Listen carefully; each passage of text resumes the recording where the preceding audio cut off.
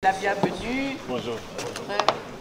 C'est devant les membres de la commission permanente aménagement du territoire, infrastructure et nouvelles technologies de l'information et de la communication de l'Assemblée nationale ce jeudi 5 juin 2025 que le ministre de l'Industrie et du Développement de petites et moyennes entreprises, Louis Watoum Kabamba, accompagné des directeurs généraux des structures sous tutelle et des membres de son cabinet, a répondu à l'appel des députés nationaux conformément au règlement d'ordre intérieur de l'hémicycle. Durant son intervention, le ministre a apporté des éléments, des réponses claires et structurées autour des 6 grandes préoccupations exprimées par la représentation nationale. Il s'est exprimé notamment sur la politique sectorielle du ministère, soulignant les avancées dans l'industrialisation du pays à travers les zones économiques spéciales et la promotion des jeunes entrepreneurs. Concernant la sous-traitance dans les secteurs privés, Louis Watoum Kabamba a présenté des chiffres récents témoignant de l'impact de la loi de 2017.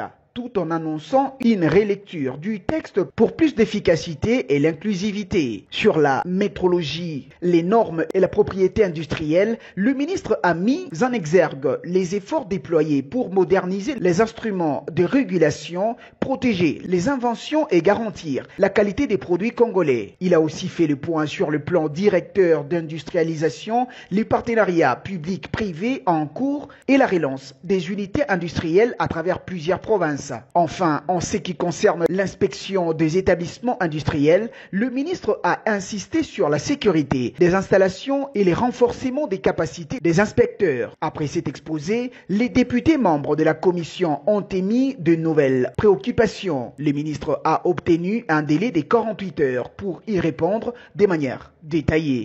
Je crois que la première des choses à laquelle ils peuvent s'attendre, c'est l'oreille attentive que j'ai prêtée à leurs recommandations, à leurs critiques aussi.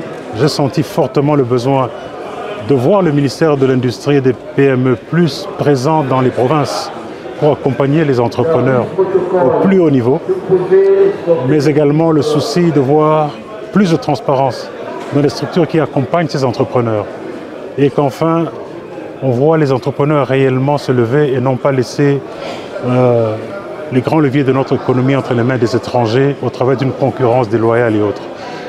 Mais comme je l'ai dit, c'est un travail collectif. Nous avons un plan pour régler tout cela, mais nous ne le ferons pas seuls.